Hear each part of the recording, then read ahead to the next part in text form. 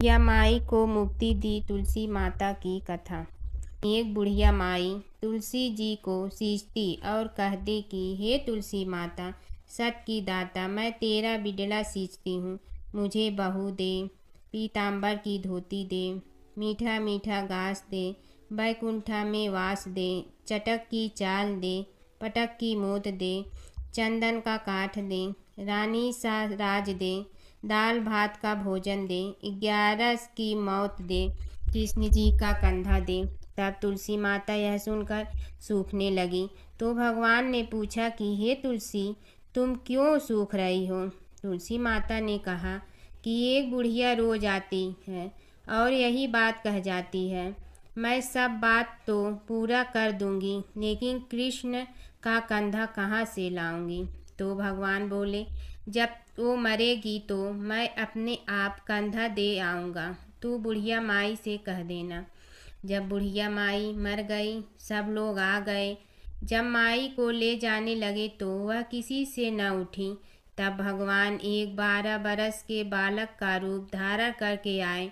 बालक ने कहा, मैं कान में एक बात कहूँगा तो बुढ़िया माई उठ जाएगी। बालक ने कान में कहा, बुढ़िया माई मन की निकाल ले, पीताम्बर की धोती ले, मीठा मीठा घास ले, बैकुंठा का वास ले, चटक की चाल ले, पटक की मोत ले, कृष्ण जी का कंधा ले। यह सुनकर बुढ़िया माई हल्की हो गई।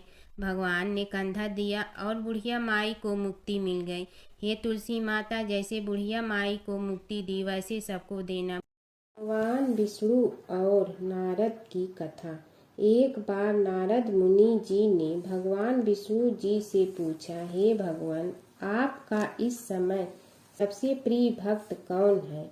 अब विष्णु तो भगवान हैं, सो झट से समझ गए अपने भक्त नारद मुनि की बात और मुस्कुरा कर बोले, मेरा सबसे प्रिय भक्त उस गांव का एक किसान है। यह सुनकर नारद मुनि जी थोड़ा निराश हुए और फिर से एक प्रश्न किया, हे भगवान, आपका बड़ा भक्त तो मैं हूँ, तो फिर सबसे प्रिय क्यों नहीं?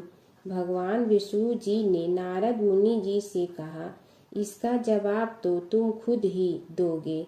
जाओ, एक दिन उसके घर रहो और फिर सारी बात मुझे बताना। नारद मुनि जी सुबह सवेरे मुंह अंधेरे उस किसान के घर पहुंच गए। देखा अभी अभी किसान जगा है और उसने अब सबसे पहले अपने जानवरों को चारा देता, फिर मुंह धोता, दैनिक कार्यों से निवृत्त होता, जल्दी जल्दी भगवान का नाम लिया, रूखी सूखी रोटी खाकर जल्दी जल्दी अपने खेतों पर चला गया। सारा दिन खेतों में काम किया और शाम को वापस घर आया। जानवरों को अपनी जगह बांधा, उन्हें चारा पानी डाला, हाथ धोया, मुंह धोया, फिर थोड़ी देर भगवान का नाम लिया, फिर परिवार के संग बैठकर खाना खाया और कुछ बातें की और फिर से सो गया। अब सारा दिन यह सब देखकर नारद मुनि जी भगवान विष्णु के पास वापिस आए और बोले, भगवान, मैं आज सारा दिन उस किसान के संग रहा, लेकिन वो तो ढंग से आपका नाम भी नहीं ले सकता। उसने थोड़ी देर सुबह, थोड़ी देर शाम को और भी जल्दी जल्दी आपका ध्यान किया, और मैं तो 24 घंटे सिर्फ आपका ही नाम जपता हूँ। क्या आपका सबसे प्रिय भक्त वो गरीब किसान ही है? भगवान विष्णु जी ने नारद की बात सुनकर कहा, अब इसका जवाब भी तुम मुझे खुद ही देना। और भगवान विष्णु जी ने एक कलश अमृत से भरा नारद मुनि को थमाया और बोले, इस कलश को लेकर तुम तीनों लोकों की परिक्रमा कर के आओ, लेकिन ध्यान रहे अगर एक बूंद भी अमृत नीचे गिरा तो तुम्हारी सारी भक्ति और पुण्य नष्ट हो जाएगी। नारद मुनि तीनों लोकों की परिक्रमा करके जब भगवान विष्णु के पास वापस आए तो खुश होकर बोले, भगवान, मैंने एक बूंद भी अमृत नीचे नहीं गिरने दिया। विष्णु भगवान ने पूछा, और इस दौरान तुमने मेरा नाम कितना बार लिया, मेरा स्मरण कितनी बार किया? तो नारद बोले, अरे भगवान जी, मेरा तो सारा ध्यान इस अमृत पर था, फिर आपका ध्यान कैसे करता। भगवान विष्णु ने कहा, हे नारद, देखो उस किसान को, वो अपना कर्म करते हुए भी नियमित रूप से मेरा स्मरण करता है, क्योंकि जो अपना कर्म करते हुए भी मेरा जाप करे वो ही मेरा सबसे प्रिय भक्त है। तुम तो सारे दिन खाली बैठे ही जप करते हो, और जब तुम्हें कर्म दिया तो मेरे लिए तुम्हारे पास समय ही नहीं था। तो नारद मुनि सब समझ गए और भगवान के चरण पकड़ कर बोले, हे भगवान, आपने मेरा अहंकार तोड़ दिया, आप धन्य हैं। एक समय की बात है कि विष्णु भगवान का विवाह लक्ष्मी जी के साथ निश्चित हो गया। विवाह की तैयारी होने लगी। सभी देवताओं को निमंत्रण भेजे गए, परंतु गणेश जी को निमंत्रण नहीं दिया। कारण जो भी रहा हो, अब भगवान विष्णु की बारात जाने का समय आ गया। सभी देवता अपनी पत्नियों के साथ विवाह समारोह में आए। उन सब ने देखा कि गणेश जी कहीं दिखाई नहीं दे रहे हैं। तब वे आपस में चर्चा करने लगे कि क्या गणेश जी को कोई न्योता नहीं दिया है या स्वयं गणेश जी ही नहीं आए हैं। सभी को इस बात पर आश्चर्य होने लगा। तभी सब ने विचार किया कि विष्णु भगवान से ही इसका कारण पूछा जाए। विष्णु भगवान से पूछने पर उन्होंने कहा कि हमने गणेश जी के पिता भोलेनाथ महादेव को न्योता भेजा है। यदि गणेश जी अपने पिता के साथ आना चाहते हैं तो आ जाते, अलग से न्योता देने की कोई आवश्यकता भी नहीं थी। दूसरी बात यह है कि उनको 1.25 मन मूंग, 1.25 मन चावल, 1.25 मन घी और 1.25 मन लड्डू का भोजन दिन भर में चाहिए। यदि गणेश जी नहीं आएंगे तो कोई बात नहीं, दूसरे के घर जाकर इतना सारा खाना पीना अच्छा भी नहीं लगता। इतनी वार्ता कर ही रहे थे कि किसी एक ने सुझाव दिया, यदि गणेश जी आ भी जाए तो उनके द्वारपाल बनाकर बैठा देंगे कि आप घर की याद रखना। आप तो चूहे पर बैठकर धीरे धीरे चलोगे तो बारात से बहुत पीछे रह जाओगे। यह सुझाव भी सबको पसंद आ गया, तो विष्णु भगवान ने भी अपनी सहमति दे दी। होना क्या था कि इतने में गणेश जी वहां आ पहुंचे और उन्हें समझा बुझा कर घर की रखवाली करने बैठा दिया गया। बारात चल रही थी, तब नारद जी ने देखा कि गणेश जी तो दरवाजे पर ही बैठे हुए हैं। तो वे गणेश जी के पास गए और रुकने का कारण पूछा। गणेश जी कहने लगे कि विष्णु भगवान ने मेरा बहुत अपमान किया है। नारद जी ने कहने लगे कि अपनी मूसक देना को आगे भेज दे तो वह रास्ता खोद देगी, जिससे उनके वाहन धरती में धंस जाएंगे। तब आपको सम्मान पूर्वक बुलाना पड़ेगा। अब तो गणेश जी ने अपनी मूसक सेना जल्दी से आगे भेज दी और सेना ने जमीन पोली कर दी। जब बारात वहां से निकली तो रथों के पहिए धरती में धंस गए। लाख कोशिश करे परंतु पहिए नहीं निकले। सभी ने अपने अपने उपाय किए परंतु पहिए तो नहीं निकले, बल्कि जगह जगह से टूट गए। किसी की समझ में नहीं आ रहा था कि अब क्या किया जाए। तब तो नारद जी ने कहा, आप लोगों ने गणेश जी का अपमान करके अच्छा नहीं किया। यदि उन्हें मना कर लाया जाए तो आपका कार्य सिद्ध हो सकता है और यह संकट टल सकता है। शंकर भगवान ने अपने दूत नंदी को भेजा और वे गणेश जी को लेकर आए। गणेश जी का आदर सम्मान के साथ पूजन किया। तब कहीं रथ के पहिए निकले। अब रथ के पहिए निकल के परंतु टूट गए तो उन्हें सुधारे गए।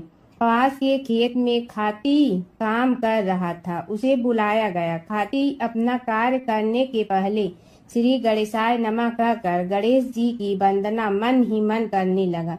देखते ही देखते खाती ने सभी पहियों को ठीक कर दिया। तब खाती कहने लगा कि हे देवताओं, आपने सर्वप्रथम गणेश जी को नहीं मनाया होगा और न ही उनकी पूजन की होगी, इसीलिए तो आपके साथ यह संकट आया है। हम तो मूर्ख अज्ञानी हैं, फिर भी पहले गणेश जी को पूजते हैं, उनका ध्यान करते हैं। आप लोग तो देवतागण हैं, फिर भी आप गणेश जी को कैसे भूल गए। अब आप लोग भगवान श्री गणेश जी की जय बोलकर जाएं तो आपके सब काम बन जाएंगे और संकट कट जाएंगे। ऐसा कहते हुए बारात वहां से चल दी और विष्णु भगवान को लक्ष्मी जी के साथ विवाह संपन्न करा के सभी सकुशल घर लौट आए। हे गणेश जी महाराज, आपने विष्णु को जैसे कारज सारियो ऐसे कारज सबको सिद्ध कर जो। बोलो गजानन भगवान की जय। प्राचीन काल की बात है। एक नगर में धर्मपाल नाम का एक निर्धन किंतु अत्यंत धर्मनिष्ठ व्यक्ति रहता था। वह न तो अधिक पूजा पाठ जानता था और न ही उसके पास धन था, परंतु उसके हृदय में भगवान विष्णु के प्रति अपार श्रद्धा थी। प्रतिदिन प्रातः स्नान कर भगवान विष्णु का स्मरण करता और तुलसी दल अर्पित करता। तब भी वह हरि नाम का जाप करता रहता। एक दिन किसी कारणवश वह पूजा न कर सका। मन में ग्लानि हुई और रात को उसने भगवान विष्णु से क्षमा याचना की। उसी रात उसे स्वप्न में विष्णु ने दर्शन दिए और कहा, हे भक्त, जो भी व्यक्ति श्रद्धा से मेरा स्मरण करता है मैं उसके सभी पाप हर लेता हूँ। भक्ति में विधि नहीं भाव प्रधान होता है। कुछ समय बाद धर्मपाल के जीवन की सभी कठिनाइयाँ दूर हो गई। उसके घर में सुख शांति और समृद्धि आ गई। अंत समय में उसे वैकुंठ लोक की प्राप्ति हुई। विष्णु भगवान की कथा। एक नगर में एक सेठ व एक सेठानी रहते थे और सेठानी रोज विष्णु भगवान की पूजा करती थी। सेठ को उसका पूजा करना बिल्कुल अच्छा नहीं लगता था। इसी वजह से एक दिन सेठ ने सेठानी को घर से निकाल दिया। घर से निकलने पर वह जंगल की ओर गई तो देखा 4 आदमी मिट्टी खोदने का काम कर रहे थे। उसने कहा कि मुझे नौकरी पर रख लो। उन्होंने उसे रख लिया, लेकिन मिट्टी खोदने से सेठानी के हाथों में छाले पड़ गए और उसके बाल भी उड़ गए। वह आदमी कहते हैं कि बहन, लगता है तुम किसी अच्छे घर की महिला हो। तुम्हें काम करने की आदत नहीं है। तुम एक काम रहने दो और हमारे घर का काम कर लिया करो। वह चारों आदमी उसे अपने साथ घर ले गए और वह 4 मुट्ठी अनाज लाते और सभी बांट कर खा लेते। एक दिन सेठानी ने कहा कि कल से 8 मुट्ठी अनाज लाना।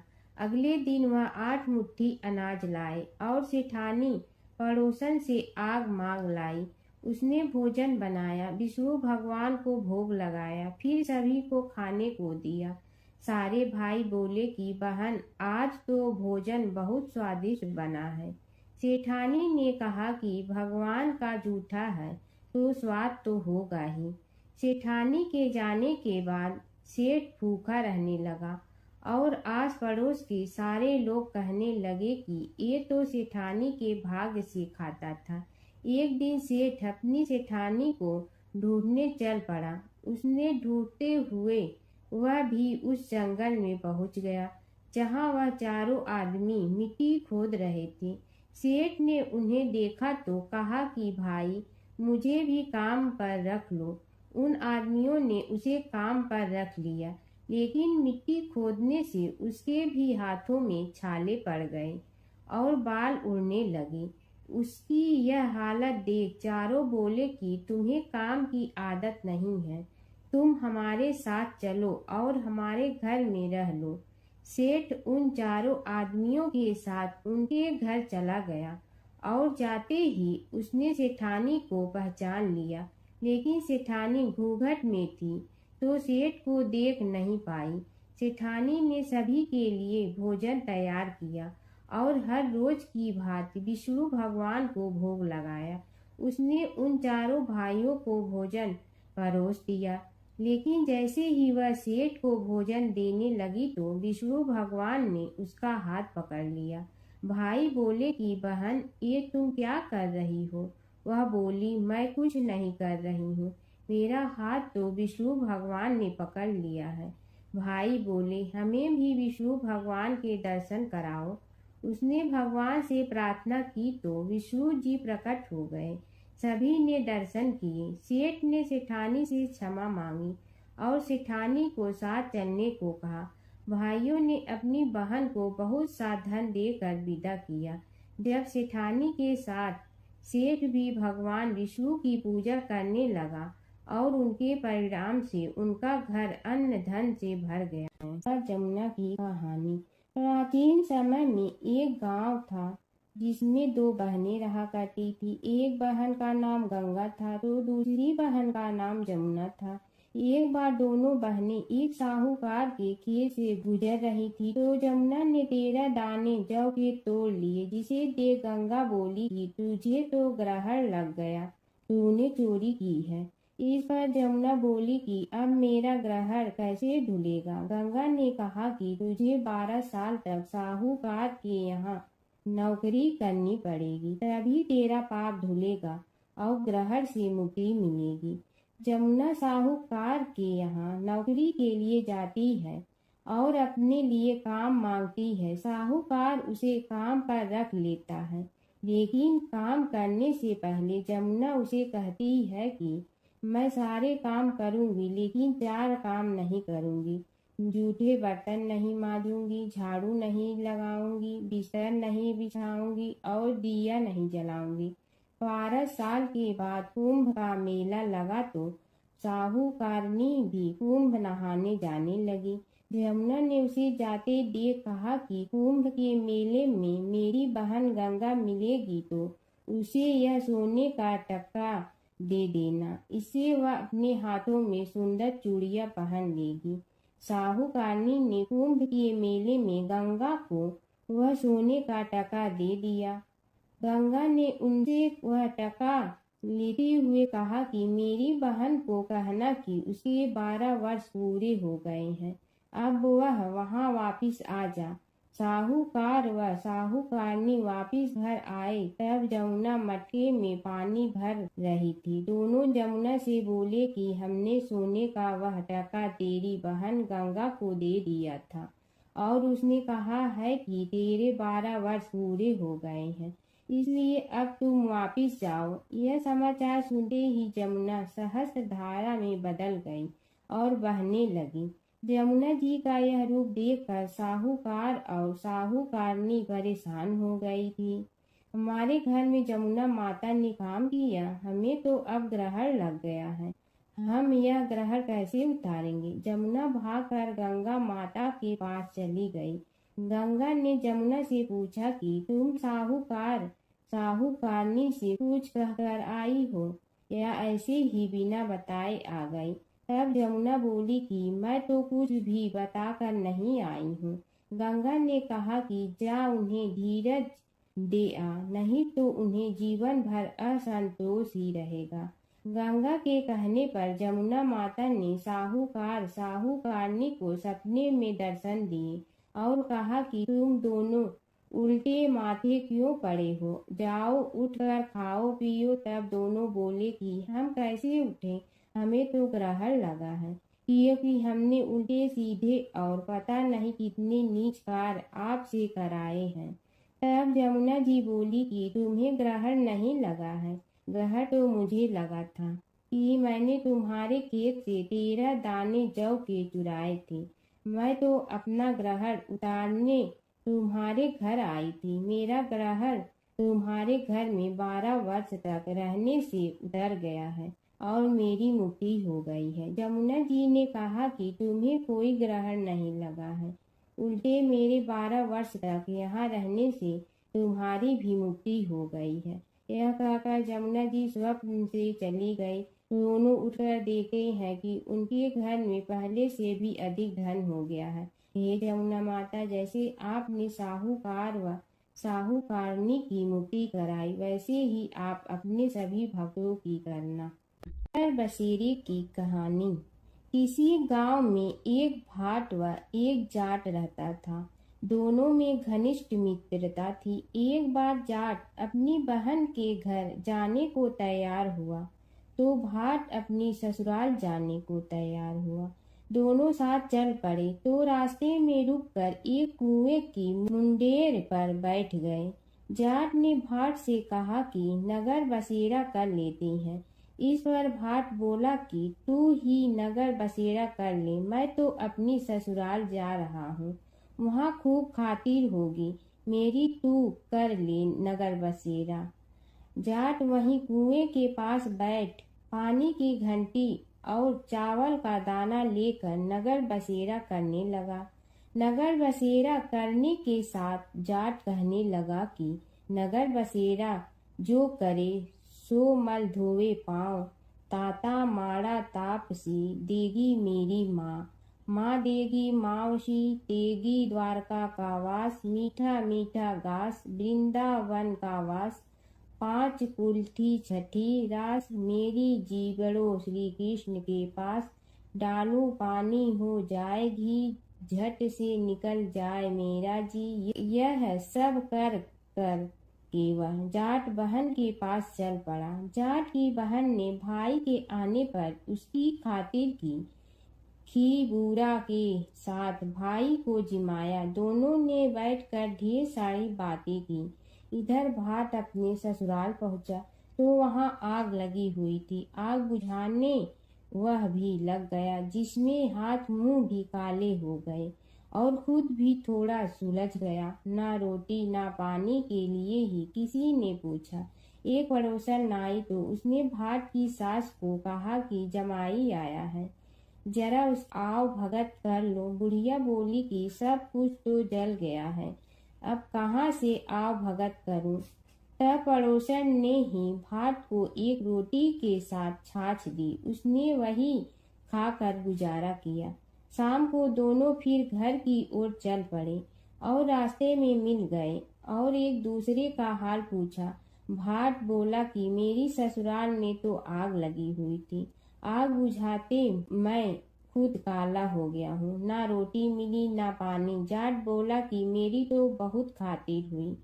फिर बोला कि मैंने कहा था ना कि नगर बसेरा कर ले, आ अब कर ले, लेकिन भाट ने फिर मना कर दिया। कहने लगा कि चाहे रोटी दे या न दे, तेरी तो माँ है, दही चूरमा का पेड़ा धरा पाएगा। भाट ने फिर नगर बसेरा नहीं किया, जाट ने कर लिया। नगर बसेरा जो करे सो मल धोवे पाँव, ताता माड़ा तापसी देगी मेरी माँ, माँ देगी मावशी देगी द्वारका का वास, मीठा मीठा घास वृंदावन का वास, पाँच कुल्ठी छठी रास मेरा जीवड़ो श्री कृष्ण के पास, डालू पानी हो जाए घी झट से निकल जाए मेरा जी। करके वह चल पड़ा। घर पहुँचते ही जाट की मावशी ने बहुत लाड प्यार किया। उधर भाट घर गया तो उसकी भैंस खो गई थी। बाप एक लाठी रखे तो दूसरी उठाए और कहने लगा कि ससुराल गया तो आग लगा दी, अब यहाँ आया तो भैंस खो दी। बाप ने कहा कि पहले भैंस लेकर आ, तभी रोटी पानी मिलेगा। सारा दिन भाट भैंस ढूंढता रहा, लेकिन उसे भैंस नहीं मिली। जाट और भाट की मुलाकात फिर से बाजार में हो गई। जाट ने भाट के हाल चाल पूछे तो भाट बोला कि आते ही भैंस खो गई, बस उसी दिन से भैंस ढूंढ रहा हूँ। रोटियां का तो पूछो ही मत। जाट ने कहा कि मैंने तो पहले ही कहा था कि नगर बसेरा कर ले। जाट की बात सुनकर भाट बोला कि तेरे नगर बसेरे में इतनी ताकत है तो चल अब कर लेते हैं। दोनों ने बैठकर नगर बसेरा किया। नगर बसेरा जो करे सो मल धोवे पाँव, ताता माड़ा तापसी देगी मेरी माँ, माँ देगी मावशी देगी द्वारका का वास, मीठा मीठा घास वृंदावन का वास, पाँच कुल्ठी छठी रास मेरा जीवड़ो श्री कृष्ण के पास, डालू पानी हो जाए घी झट से निकल जाए मेरा जी। दोनों के नगर बसेरा करने पर भाट जैसे ही आगे बढ़ा तो उसकी खोई भैंस मिल गई, जिसे लेकर घर पहुंचा। घर पहुंचते ही माँ ने कहा कि लड़के को आते ही घर से निकाल दिया, सारे दिन से ये भूखा प्यासा भटक रहा है। यह कहकर उसकी माँ ने उसको खूब खिलाया पिलाया। इस घटना के बाद सारे नगर में ढिंढोरा पिटवा गया कि तब कोई अपने पीहर या सास से आते जाते नगर बसेरा करें। जैसे भाट को नगर बसेरा करने का फल मिला, वैसे ही हर किसी को मिलेगी है। माता सीता की कथा। यह कहानी सीता माता कहती थी और श्री राम इसे सुना करते थे। एक दिन श्री राम भगवान को किसी काम के लिए बाहर जाना पड़ा, तो सीता माता कहने लगी कि भगवान, मेरा तो 12 वर्ष का नित्य नियम है। अब आप बाहर जाएंगे तो मैं अपनी कहानी किसे सुनाऊंगी। श्री राम ने कहा कि तुम कुएं की पाल पर जाकर बैठ जाना और वहां जो औरतें पानी भरने आएंगी उन्हें अपनी कहानी सुना देना। सीता माता कुएं की पाल पर जाकर बैठ जाती हैं। एक स्त्री आई, उसने रेशम की जड़ी की साड़ी पहन रखी थी और सोने का घड़ा ले रखा था। सीता माता उसे देख कहती हैं कि बहन, मेरा 12 वर्ष का नित्य नेम सुन लो। पर वह स्त्री बोली कि मैं तुम्हारा नित्य नेम सुनूंगी तो मुझे घर जाने में देरी हो जाएगी और मेरी सास मुझसे लड़ेंगी। उसने कहानी नहीं सुनी और चली गई। उसकी रेशम जड़ी की साड़ी फट गई, सोने का घड़ा मिट्टी के घड़े में बदल गया। सास ने देखा तो पूछा कि ये किसका दोष अपने सिर लेकर आ गई है। बहू ने कहा कि कुएं पर एक औरत बैठी थी, उसने कहानी सुनने के लिए कहा, लेकिन मैंने सुनी नहीं, जिसका यह फल मिला है।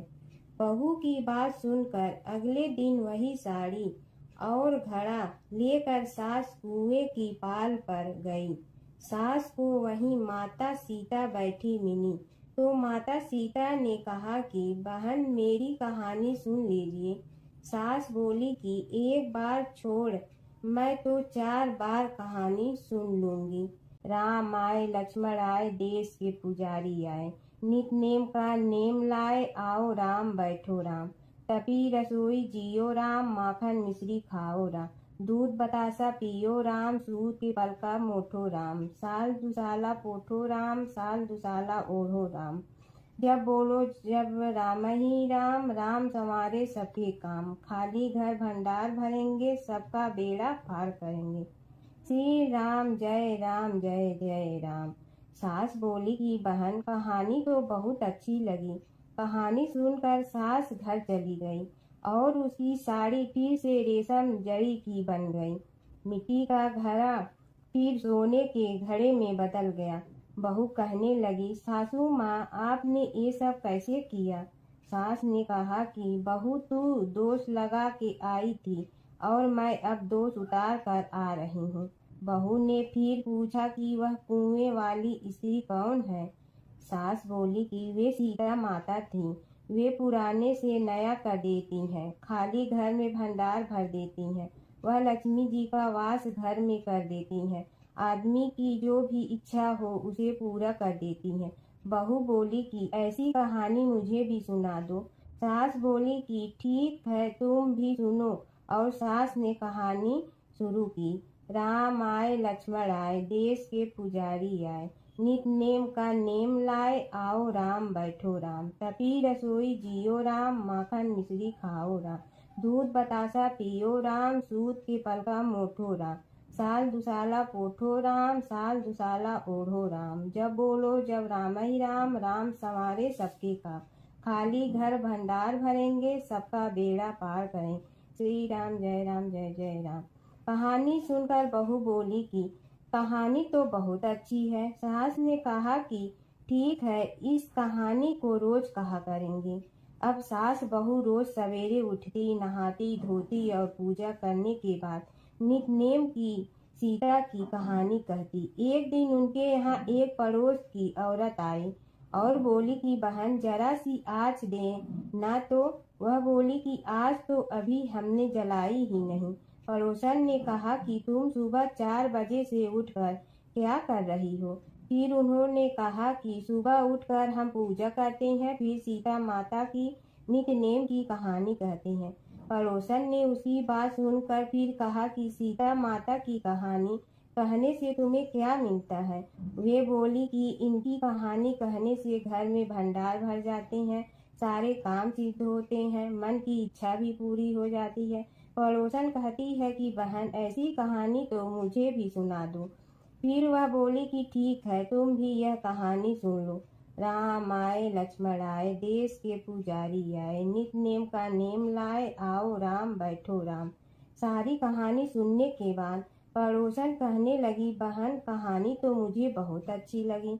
अब वह पड़ोसन भी नित नेम सीता माता की कहानी कहने लगी। कहानी कहने से सीता माता ने पड़ोसन के भी भंडार भर दिए। अब तो पूरे मोहल्ले में नित नेम की कथा चल पड़ी। हर किसी की मनोकामना पूरी होने लगी। हे सीता माता, जैसे आपने उनके भंडार भरे वैसे ही आप हमारे भी भंडार भरना, सबकी भरना, कहानी सुनने वाले के भी और कहानी कहने वाले के भी। धर्मराज जी की कथा। दो सेठानियाँ थी। एक के घर में धन बहुत था पर वह कंजूस थी। दूसरी के पास धन थोड़ा कम था पर मन से वह बहुत अमीर थी। रोज सवेरे उठती, गंगा स्नान करती, तुलसी माता, बड़ पीपल सींचने, भगवान के मंदिर जाके पूजा करती। धर्मराज सूरज भगवान की कहानी सुनती, भगवान के भोग लगाकर अतिथि को जिमाती, गाय कुत्ता के लिए ग्रास निकालती। दूसरी सेठानी इस धर्मात्मा को देखकर हंसती और कहती, पता नहीं दिन भर क्या करती रहती है। थोड़े समय बाद दोनों सेठानियों को भगवान का बुलावा आया। धर्मात्मा सेठानी के तो यमराज जी ने विमान भेजा और दूसरी को दूत मारते ही ले गया। रास्ते में सेठानी बोली, मेरे को भूख लगी है। तो दूत बोले, किसी को कुछ दिया होगा तो मिलेगा। फिर बोली, प्यास लगी है। दूत बोले, किसी को पानी पिलाया तो मिलेगा। रास्ते में उसे काट चुभने लगे, गर्मी पड़ने लगी, पर दूत तो उसे घसीटे ही ले गए। अब सेठानी बहुत पछताने लगी कि सब कुछ होते हुए भी दान धर्म नहीं किया। इतने में यमराज का दरबार आया। धर्मात्मा बुढ़िया को भगवान के पास सिंहासन मिला और वह उस पर बैठी थी। उधर दूसरी सेठानी को तपते कुंड में डाल दिया। अब सेठानी यमराज से बोली, मुझे 1.25 पहर का जीवन दान दे दो, मैं वापस आकर दंड भोग लूंगी। यमराज बोले, ठीक है। सेठानी के शरीर में वापस प्राण डाल दिए। संसार में आते ही पंडितों को बुलाकर सेठानी ने धर्मराज की कथा सुनी, सब तरह से धर्म किया। इतने में समय पूरा हो गया। अब की बार विमान आया। 1.25 पहर के दान धर्म से सेठानी को स्वर्ग मिला। धर्मराज जी की परम भक्त पोपा बाई की कथा। एक गांव में एक पोपा बाई रहती थी। जब वह 5 साल की थी तभी से वह नियम से धर्मराज जी व्रत की कथा सुनती थी और व्रत करती थी। एक दिन उसने अपने भाई व भाभी से कहा कि मैं शादी नहीं करूंगी, अब मैं अपना समय भगवान की पूजा अर्चना में ही बिताना चाहती हूँ। इसलिए मेरी झोपड़ी गांव के बाहर बनवा दो और गांव में सबको कह दो कि वह अपनी गाय व बछड़ों को मेरे यहाँ ही घास भूस चरने को भेज दो और जिसकी भी इच्छा हो, श्रद्धा हो, मुझे खाना भिजवा दो। एक दिन नगर का राजा शिकार खेलने जंगल में आया और गांव के बाहर जंगल के पास बनी झोपड़ी देखकर रुक गया। झोपड़ी के पास जाकर उसने आवाज लगाई कि कौन है, लेकिन भीतर से कोई आवाज न आने पर वह लगातार दरवाजा खटखटाता रहा। तब पोपा बाई उठी और कहने लगी कि कौन हो तुम जो बार बार दरवाजा बजा रहे हो, क्यों आवाज लगा रहे हो? राजा ने कहा कि मैं यहाँ का राजा हूँ और तुम्हारे साथ विवाह करूँगा। पोपा बाई ने कहा कि जहाँ से आए हो वहीं चले जाओ, मैं किसी पराये आदमी का मुंह नहीं देखती हूँ। राजा ने पोपा बाई की एक नहीं सुनी और जबरदस्ती उठा ले गया।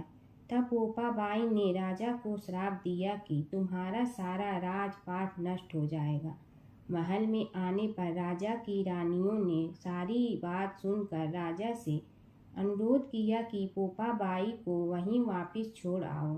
राजा जब पोपा बाई को वापिस झोपड़ी में छोड़ने जाने लगा तो रास्ते में पाप की नदी आई, जिसमें राजा डूब गया। कुछ समय बाद पोपाबाई मृत्यु के बाद धर्मराज जी के यहाँ पहुंची और धर्मराज जी ने उन्हें स्वर्ग का राज दे दिया। एक बार एक सेठ व सेठानी मृत्यु लोक से स्वर्ग लोक आए तो उसके द्वार बंद देखकर वह धर्मराज जी से द्वार खोलने का आग्रह करते हैं। धर्मराज जी कहते हैं, इस द्वार पर पोपाबाई का राज है। इस पर सेठ सेठानी कहते हैं कि हम पोपाबाई को नहीं जानते हैं। धर्मराज जी उन दोनों की बात सुनकर कहते हैं कि तुम दोनों 7 दिन तक मृत्युलोक में रहो। 8 खोपड़ा से राई भरकर 5 कपड़े ऊपर रखकर कहानी सुनकर उद्यापन करना और कहना कि राज है पोपाबाई लेखा लेगी राई राई का। सारे बोलो पोपाबाई की जय। प्राचीन काल की बात है। नैमिषारण्य क्षेत्र में ऋषि महर्षि और साधु संतों का समाज जुड़ा था। उसमें श्री सूत जी भी विद्यमान थे। शौनक जी ने उनकी सेवा में उपस्थित होकर निवेदन किया कि हे अज्ञान रूप घोर तिमिर को नष्ट करने में करोड़ों सूर्यों के समान प्रकाशमान श्री सूत जी हमारे कानों के लिए अमृत के समान जीवन प्रदान करने वाले कथा तत्व का वर्णन कीजिए। हे सूत जी, हमारे हृदयों में ज्ञान के प्रकाश की वृद्धि तथा भक्ति, वैराग्य और विवेक की उत्पत्ति जिस कथा से हो सकती हो वह हमारे प्रति कहने की कृपा कीजिए। शौनक जी की जिज्ञासा से सूत जी बड़े प्रसन्न हुए। पुरातन इतिहासों के स्मरण से उनका शरीर पुलकायमान हो रहा था। वे कुछ देर उसी स्थिति में विराजमान रहकर कुछ विचार करते रहे और अंत में बोले, शौनक जी, इस विषय में आपके चित्त में बड़ी जिज्ञासा है। आप धन्य हैं जो सदैव ज्ञान की प्राप्ति में तत्पर रहते हुए विभिन्न पुराण कथाओं की जिज्ञासा रखते हैं। आज मैं आपको ज्ञान के परम स्रोत रूप श्री गणेश जी का जन्म कर्म रूप चरित्र सुनाऊंगा। गणेश जी से ही सभी ज्ञानों सभी विद्याओं का उद्भव हुआ है। अब आप सावधान चित्त से विराजमान हो। श्री गणेश जी के ध्यान और नमस्कार पूर्वक उनका चरित्र श्रवण करें। नमस्तस्मै गणेशाय ब्रह्मा विद्या प्रदायिनी यनागस्त्यसमः साक्षात विघ्न सागर सोषणे। कैसे हैं वे श्री गणेश जो सभी प्रकार की ब्रह्म विद्याओं को प्रदान करने वाले अर्थात ब्रह्मा के सगुण और निर्गुण स्वरूप पर प्रकाश डालने और जीव ब्रह्मा का अभेद प्रतिपादन करने वाली विद्याओं के दाता हैं। वे विघ्नों के समुद्रों को महर्षि अगस्त्य के समान शोषण करने में समर्थ हैं। इसलिए उनका नाम विघ्न सागर शोषक के नाम से प्रसिद्ध है। मैं उन भगवान श्री गणेश जी को नमस्कार करता हूँ। प्रथम पूजा के अधिकारी श्री गणेश जी यह कहकर सूत जी कुछ समय के लिए मौन हो गए और फिर बोले, शौनक जी, भगवान गणेश जी ही सर्वप्रथम पूजा प्राप्ति के अधिकारी हैं। किसी भी देवता की पूजा करो, पहले उनकी पूजा करो। शौनक जी ने निवेदन किया, हे भगवान, हे सूत, सर्वप्रथम यह बताने की कृपा कीजिए कि गणेश जी को प्रथम पूजा का अधिकार किस प्रकार प्राप्त हुआ। इस विषय में मेरी बुद्धि मोह को प्राप्त हो रही है कि सृष्टि रचयिता ब्रह्मा जी, पालन करता भगवान नारायण और संहार करता शिव जी में से किसी को प्रथम पूजा का अधिकारी क्यों नहीं माना गया। यह त्रिदेव ही तो सबसे बड़ा देवता माने जाते हैं। सूत जी ने कहा, शौनक जी, यह भी एक रहस्य ही है। देखो, अधिकार मांगने से नहीं मिलता, इसके लिए योग्यता होनी चाहिए। संसार में अनेकों देवी देवताएं पूजे जाते हैं। पहले जो जिसका इष्ट देव होता है वह उसी की पूजा किया करता है। इससे बड़े देवताओं के महत्व में कमी आने की आशंका उत्पन्न हो गई। इस कारण देवताओं में परस्पर विवाद होने लगा। वे उसका निर्णय प्राप्त करने के लिए शिव जी के पास पहुँचे और प्रणाम करके पूछने लगे, प्रभु हम सब में प्रथम पूजा का अधिकारी कौन है? शिव जी सोचने लगे कि किसे प्रथम पूजा का अधिकारी माने। तभी उन्हें एक युक्ति सूझी। बोले, देवगण, इसका निपटारा बातों से नहीं तथ्यों से होगा। इसके लिए एक प्रतियोगिता रखनी होगी, शिव की परिक्रमा करने की प्रतियोगिता। देवगण उनका मुख देखने लगे, शंकित हृदय से सोचने लगे कि कैसी प्रतियोगिता रहेगी। यह शिव जी ने उनके मन के भाव ताड़ लिए, इसलिए सांत्वना भरे शब्दों में बोले, घबराओ मत, कोई कठिन परीक्षा नहीं ली जाएगी। बस इतना ही कि सभी अपने अपने वाहनों पर चढ़कर संसार की परिक्रमा करो और फिर यहाँ लौट आओ। जो पहले लौटेगा वही सर्वप्रथम पूजा का अधिकारी होगा। अब क्या देर थी, सभी अपने अपने वाहन पर चढ़कर दौड़ पड़े। किसी का वाहन गजराज था तो किसी का सिंह, किसी का भैंसा तो किसी का मृग, किसी का हंस तो किसी का उल्लू, किसी का अश्व तो किसी का श्वान। अभिप्राय यह है कि वाहनों को विविधता के दर्शन उस समय जितने भले प्रकार से हो सकते थे उतने अन्य समय में नहीं।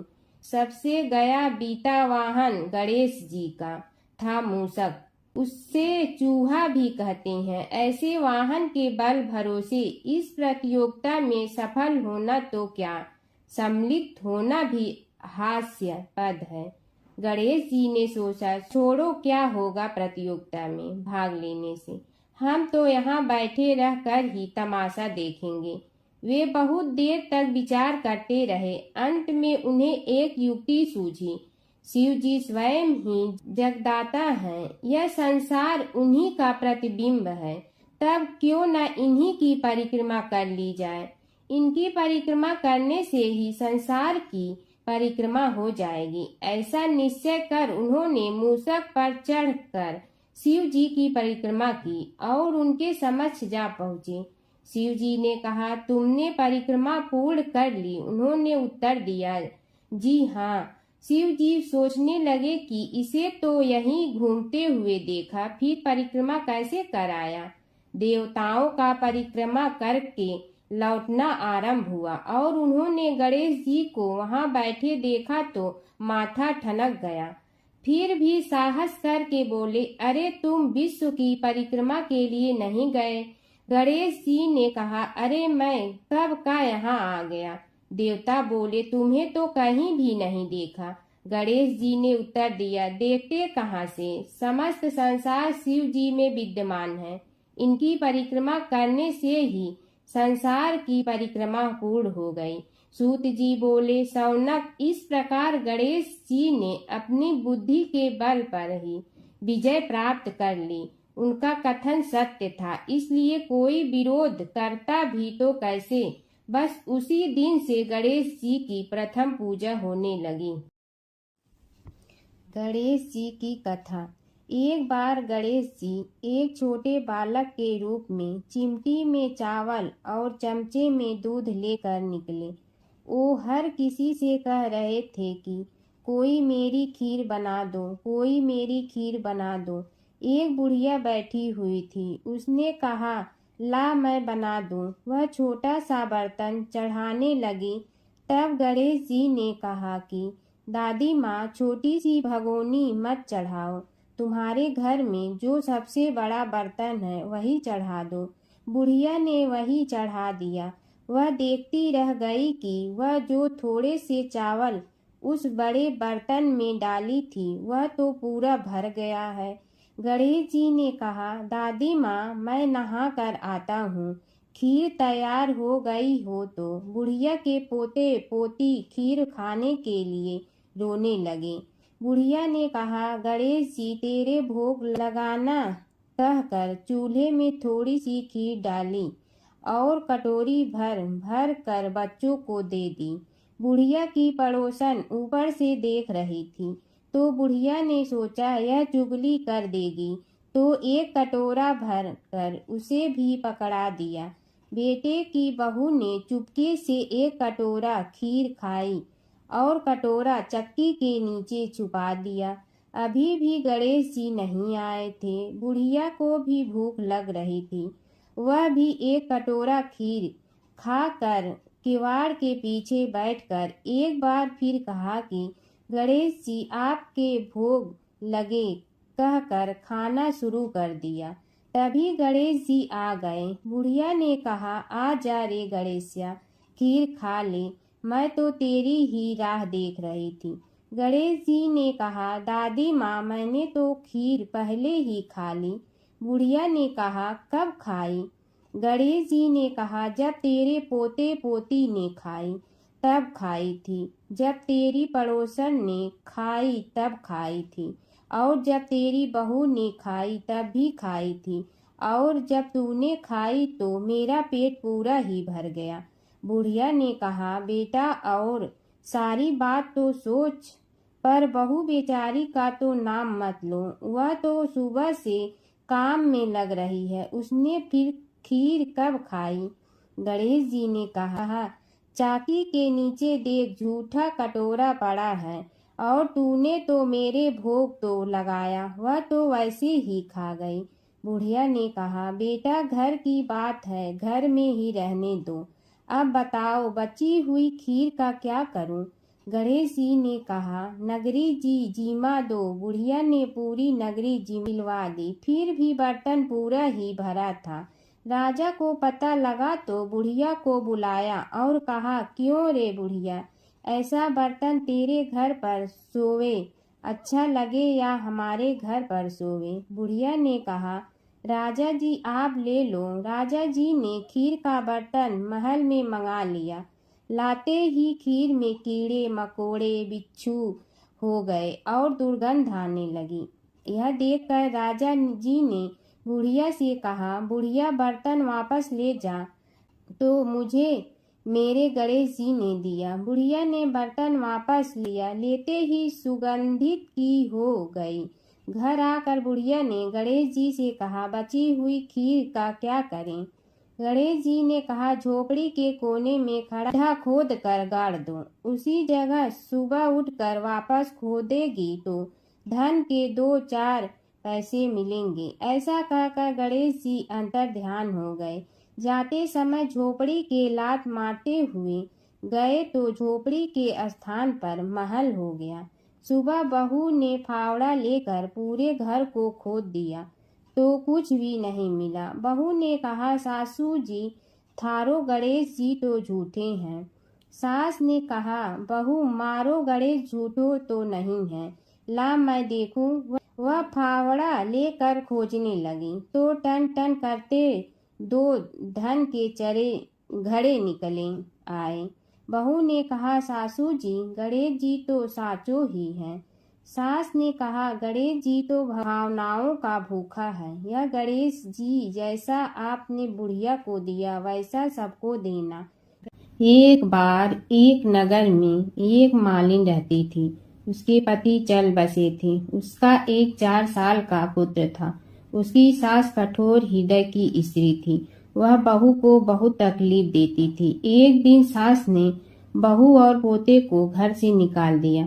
वे दोनों रोते हुए चलते चलते एक जंगल में जा पहुंचे। वहां एक बड़े पेड़ के नीचे बैठ गए। वहां से थोड़ी दूर पर एक गणेश जी का मंदिर था। वहां बहुत लोग गणेश जी के दर्शन करने आते थे। दर्शन करके गणेश जी को प्रसाद चढ़ाते थे। फिर वह प्रसाद सबको बांट देते थे। इस प्रसाद से माँ बेटे का गुजारा होने लगा। दोनों गणेश जी की पूजा पाठ में लग गए। एक दिन उन्होंने सोचा, क्यों न हम भी जंगल से फूल लाकर बेचें।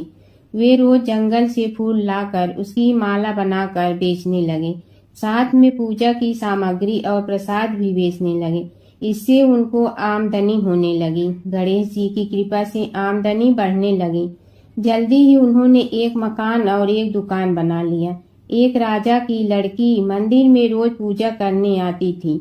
मालिन के बेटे को देखकर राजकुमारी उस पर मोहित हो गई और उसे विवाह करने की सोचने लगी। उसने अपनी भाभी से अपने मन की बात कही। भाभी अनुभवी थी। उसने कहा, ये तो मालिन का बेटा है और तुम एक राजा की बेटी हो। यदि तुमने उससे विवाह किया तो तुम्हारी बहुत बेइज्जती होगी। पर राजकुमारी अपनी बात पर अड़ी रही। उसने कहा, मैंने तो प्रतिज्ञा कर ली है कि उसी से विवाह करूंगी। भाभी ने घर जाकर सारी बात राजा को बता दी। राजा ने मना नहीं किया और विवाह के लिए तैयार हो गए।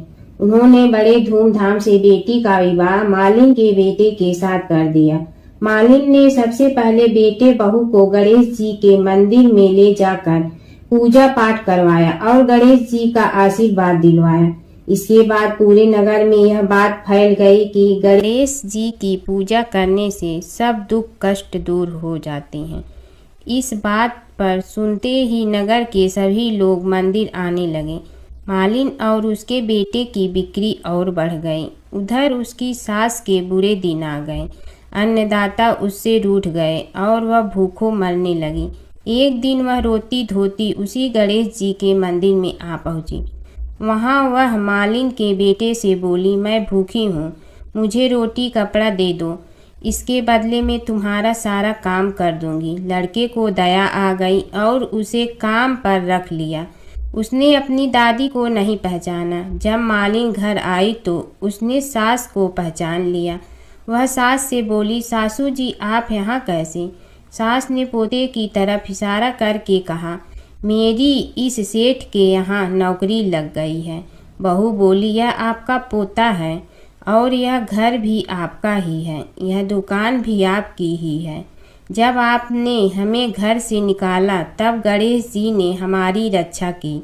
बहू की बात सुनकर सास बोली, मेरी करनी मैं भोगूंगी। बहू बोली, सासू जी अब आप हमारे यहाँ रहो और पोते का सुख देखो।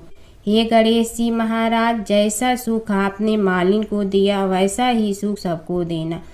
कीड़ी नगरा सींचने की कहानी।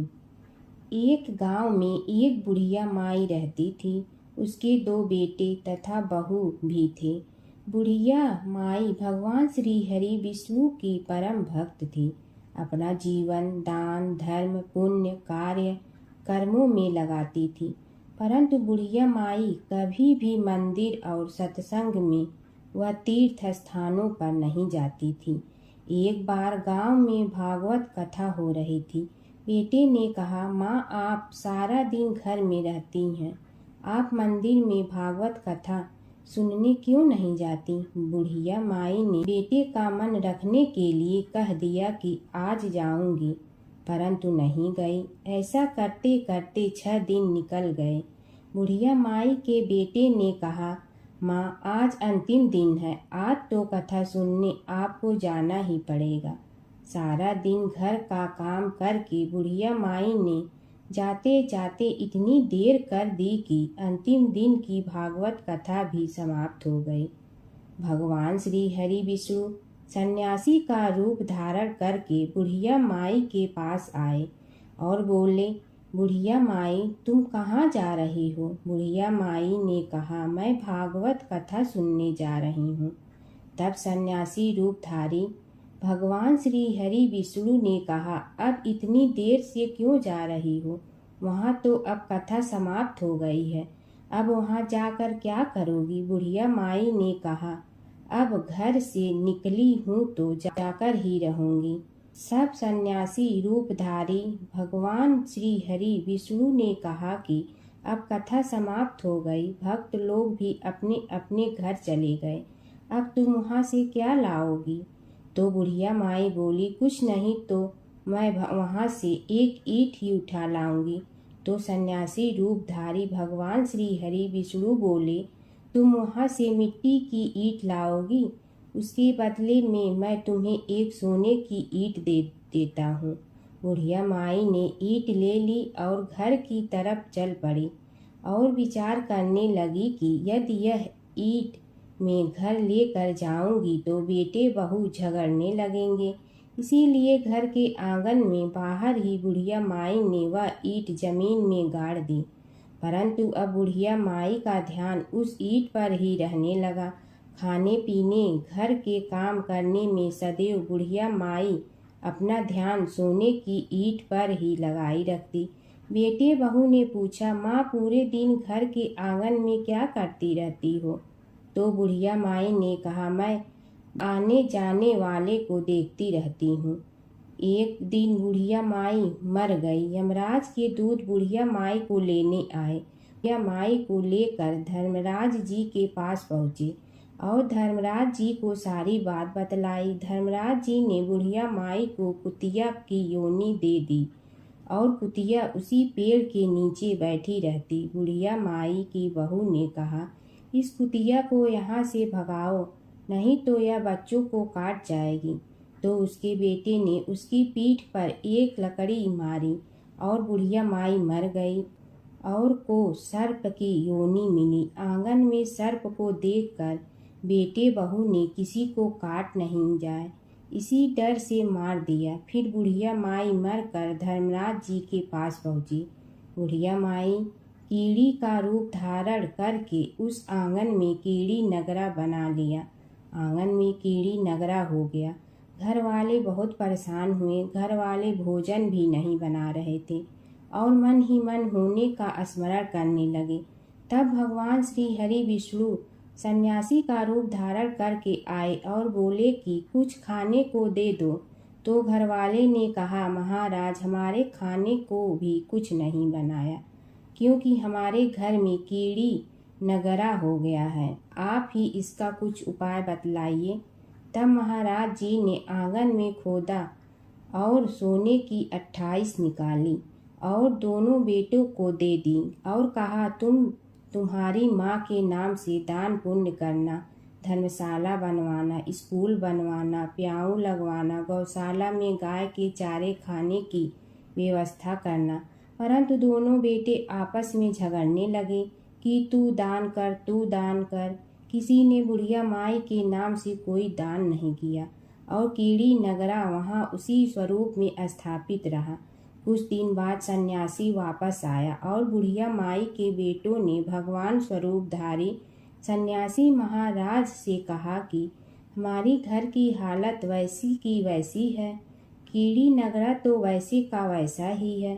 तब साधु रूपधारी सन्यासी महाराज ने कहा, वह सोने के ईंट के टुकड़े लाओ और उन्हें बेचकर उनसे जो भी धन मिले उसे तुम्हारी माँ के नाम से दान पुण्य करो।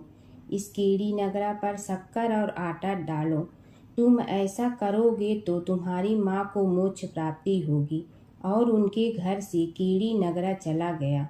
जो व्यक्ति प्रतिदिन सुबह प्रातः आटा और शक्कर कीड़ी नगरे पर डालता है वह सदैव धनवान, पुत्रवान, संपन्न, सुख शांति से जीवन यापन करता है। उसके घर में कभी कोई कष्ट नहीं आता है। उसका जीवन सदा सर्वदा आनंद से व्यतीत होता है। उसके परिवारजन उसे अत्यधिक स्नेह प्रदान करते हैं। कीड़ी नगरा प्रतिदिन सींचने से जुड़ी नगरी की कहानी सुनने से, दान पुण्य व धर्म कार्यों में रुचि लगाने से जीवन उत्तम हो जाता है। हर व्रत कथा के साथ पढ़ी और सुनी जाने वाली लपसी तपसी की यह कहानी। एक लपसी था, एक तपसी था। तपसी हमेशा भगवान की तपस्या में लीन रहता था। लपसी रोजाना 1.25 सेर की लपसी बनाकर भगवान का भोग लगाकर जीम लेता था। एक दिन दोनों लड़ने लगे। तपसी बोला, मैं रोज़ भगवान की तपस्या करता हूँ इसलिए मैं बड़ा हूँ। लपसी बोला, मैं रोज़ भगवान को 1.25 सेर लपसी का भोग लगाता हूँ इसलिए मैं बड़ा हूँ। नारद जी वहाँ से गुजर रहे थे। दोनों को लड़ता देखकर उनसे पूछा कि तुम क्यों लड़ रहे हो। तपसी ने खुद के बड़ा होने का कारण बताया और लपसी ने अपना कारण बताया। नारद जी बोले, तुम्हारा फैसला मैं करूँगा। दूसरे दिन लपसी और तपसी नहाकर अपनी रोज की भक्ति करने आए तो नारद जी ने छुपकर 1.25 करोड़ की एक अंगूठी उन दोनों के आगे रख दी। तपसी की नज़र उस अंगूठी पर पड़ी जो उसने चुपचाप अंगूठी उठाकर अपने नीचे दबा ली।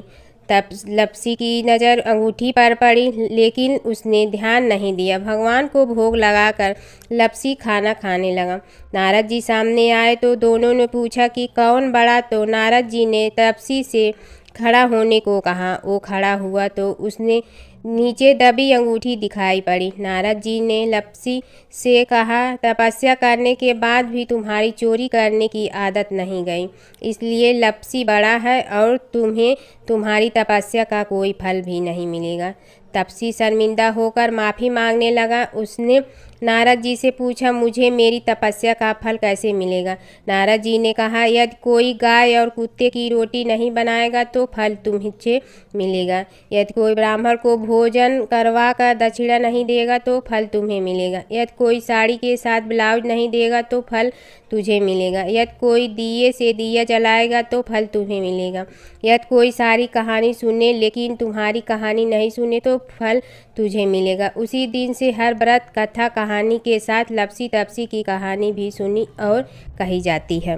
ओम जय जगदीश हरे स्वामी जय जगदीश हरे, भक्त जनों के संकट क्षण में दूर करे। ओम जय जगदीश हरे, जो ध्यावे फल पावे, दुख बिन दे मन का, सुख संपत्ति घर आवे, कष्ट मिटे तन का। ओम जय जगदीश हरे, मात पिता तुम मेरे, शरण कहूँ किसकी, तुम बिनय और न दूजा, आस करूँ जिसकी। ओम जय जगदीश हरे, तुम पूर्ण परमात्मा, तुम अंतर्यामी, पार ब्रह्म परमेश्वर, तुम सबके स्वामी। ओम जय जगदीश हरे, तुम बिंदा के सागर, तुम पालन करता, मैं मूरख कल काम, कृपा करो भरता। ओम जय जगदीश हरे, तुम हो ये कय गोचर, सबके प्राणपति, किस विधि मिलूं दया में, तुमको मैं कुमति। ओम जय जगदीश हरे, दीन बंधु दुख हरता, तुम रक्षक मेरे, अपने हाथ उठाओ द्वार पड़ा तेरे। ओम जय जगदीश हरे, विषय विकार मिटा, पाप हरो देवा, श्रद्धा भक्ति बढ़ाओ, संतन की सेवा। ओम जय जगदीश हरे, तन मन धन सब तेरा, स्वामी सब कुछ है तेरा, तेरा तुझको अर्पण क्या लागे मेरा। ओम जय जगदीश हरे, जय जगदीश हरे, स्वामी जय जगदीश हरे, भक्त जनों के संकट क्षण में दूर करे। ओम जय जगदीश हरे, स्वामी जय जगदीश हरे।